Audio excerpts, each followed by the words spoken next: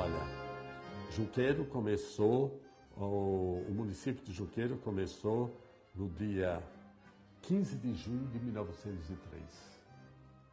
Até 1947, até 1930, nós tivemos justamente o que chamamos de intendentes.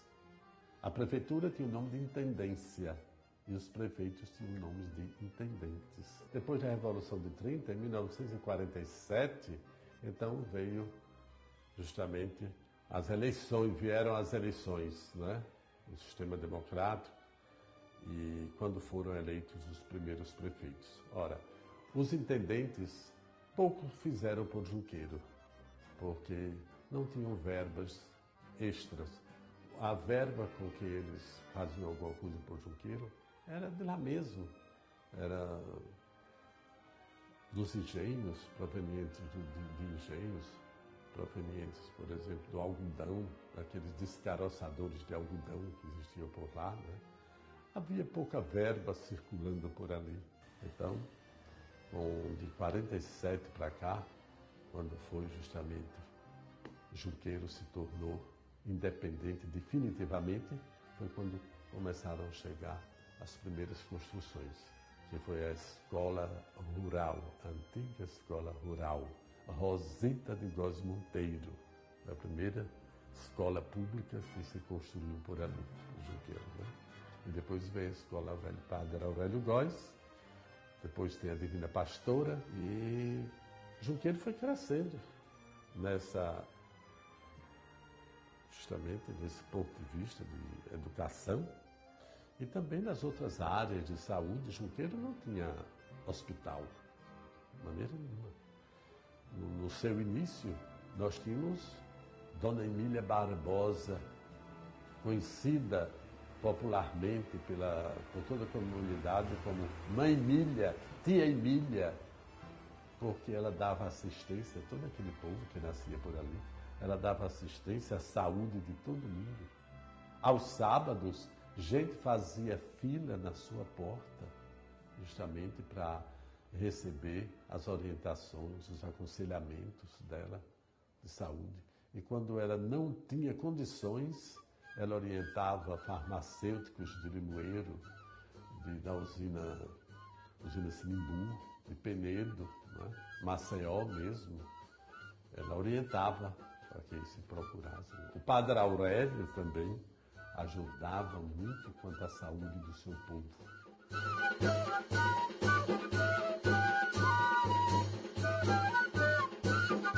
A sua principal festa era a festa da padroeira, a Divina Pastora. E começava, como você falou, com a sua abertura, com a subida, aquela elevação do mastro. Aquele mastro que era cortado nas matas e transportados para a cidade. No ombro do pessoal que ia buscar, todos a pé, cortando aquele mastro, preparando e trazendo sobre os ombros até a cidade. E acompanhado do zabumba, o tradicional zabumba, né? E então todos com ramos de flores do campo, ramos de árvores, né? E a festa era grande, até a porta da igreja, onde se fazia justamente a elevação do mastro. E também aí nós ouvíamos fogos e mais fogos, né? Também pelo foguetudo feito na cidade, tudo industrializado por lá mesmo, pelo fogueteiro famoso José Cupertino. Era ele quem fazia as festas de Junqueiro. A festa da padroeira corresponde justamente de Natal a Ano Novo. E no Ano Novo, 1º de janeiro, é o encerramento da festa, né? A cidade se sentia muito movimentada, inclusive financeiramente, economicamente. As casas seriam pintadas quase todas de branco na frente com aquela barra vermelha, né? se distinguiu por aquelas barras vermelhas, né? A cidade enfeitada com aquelas bandeirolas coloridas. Nós tínhamos também os festejos de São João, que incluía o nosso folclore, né? Toda a cidade, naquela época, não existia nem calçamento na minha época. Nem calçamento. Era na grama, certo? Grama, vassourinha de botão, mata-pasto, malícia, tinha na cidade. Então se faziam aquelas fogueiras. Cada porta tinha uma fogueira, né? E ao lado da fogueira que se fazia, a gente ia buscar, era uma alegria, era uma festa, né? Aquele grupo de garotos que ia às matas buscar justamente o que chamamos de mastro, para colocar, fixá-lo ao lado justamente. Quando não era aquela planta, aquela árvore que se trazia do mar, era um cruzeiro feito, principalmente no dia de São Pedro, festa de São Pedro, era um cruzeiro feito de bananeira, uma cruz enfeitada com flores, né? Já isso era para o dia de São Pedro. Além dos mastros, havia o cruzeiro, né? Por lá.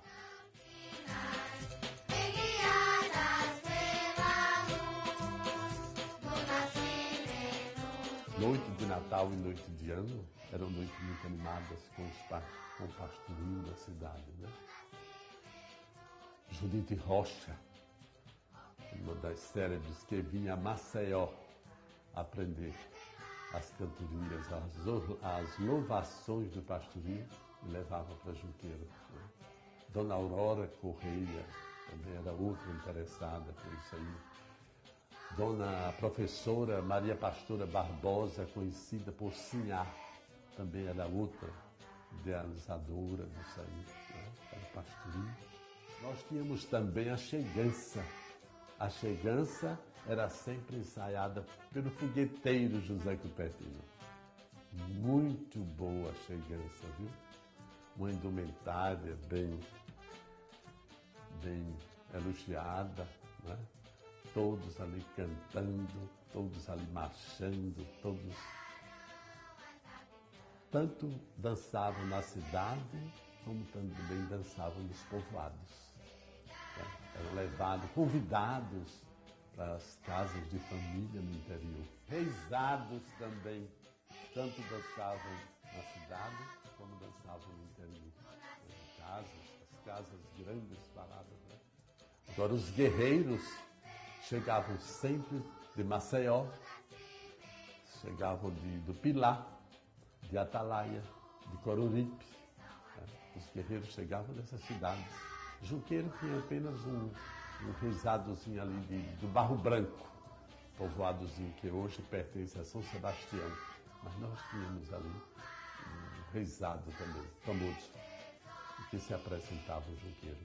Além do pastoril, e além do reisado, além do guerreiro, além da chegança, nós tínhamos também um quilombo no dia 6 de janeiro. Né? Havia aquela dança nas festividades de reis, né? Que naquela época era muito comemorado.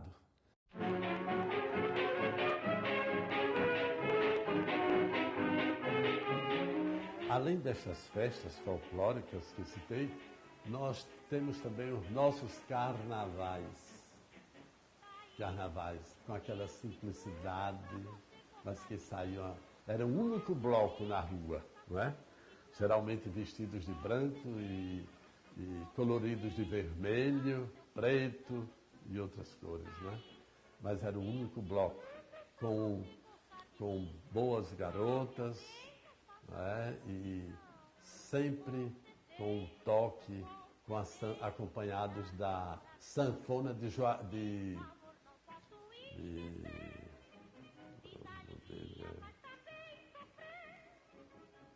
Arthur Roberto. Arthur Roberto era o melhor, o mais admirado sanfoneiro daquelas praias. Não havia luz. A luz da cidade eram os carburetos, luzes, aquela posteação no centro da cidade, que eram 52. E todos iluminados às 6 horas eram às 6 horas da noite, né? Era a luz da cidade.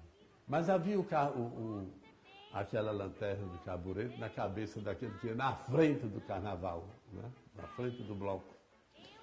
E os blocos à tarde, o bloco à tarde ele fazia aquela circular na cidade, da única avenida que existia, que era a Avenida Santos Pacheco, da prefeitura à Igreja de São Sebastião.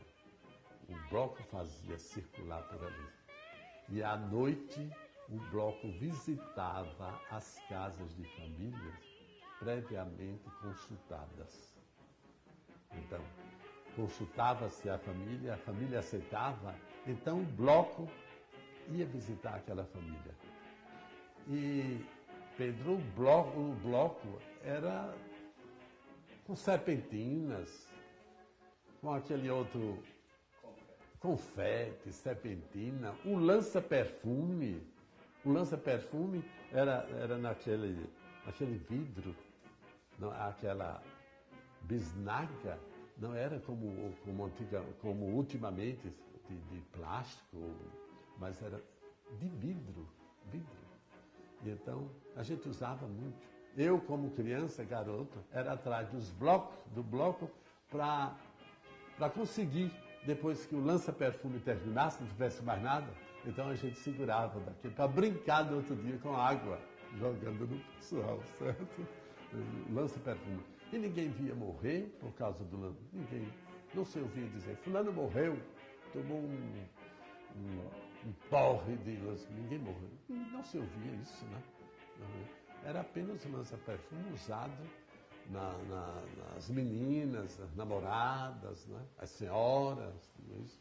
Mas a rua perfumada, né? Os lares perfumados também. Quando encerrava aquele movimento de uma meia hora naquela residência familiar, então tinha-se um lanche, né? E dali mesmo seguia para uma outra casa previamente já contratada, né?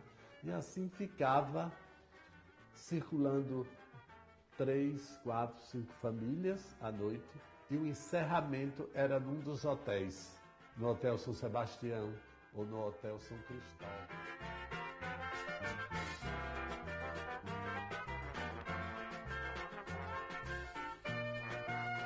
Olha, em Juqueiro houve várias pessoas como Dona Lulu, mas Dona Lulu sempre se sobressaiu, porque ela se sobressaía porque ela tinha mais aproximação com a mocidade, com a juventude. Ela catequizava, tinha uma maneira de catequizar aquele pessoal, aquela juventude, aquele pessoal na sua adolescência, né? Justamente para fazer ensaios, para se apresentar no teatro do Padre Aurélio, né? E ela mesmo se apresentava. Não era somente a mocidade que ela atraía para ensaiar dramas, como falavam naquela época, né?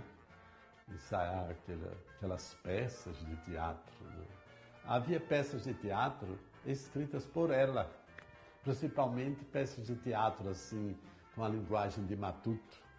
E ela mesma trabalhava. Ela mesma era personagem no teatro. Fazer peças, inclusive matutos, era com ela. E levantar a plateia gargalhando, batendo palmas para ela, né? Então, ela gostava muito disso aí. E eu acredito que ela ficou muito realizada quando, num festival de teatro aqui em Maceió, ela teve a ousadia de trazer um grupo e se apresentar no Teatro Deodoro em Maceió. Certo? Teve essa ousadia. Eu não tive a oportunidade de assistir, mas houve pessoas daqui de Juqueiro que assistiram o seu grupo trabalhando no Teatro Deodoro.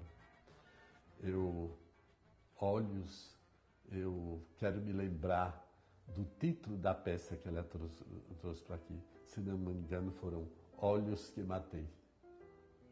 Se não me engano, o título foi isso, da peça que ela apresentou aí no teatro.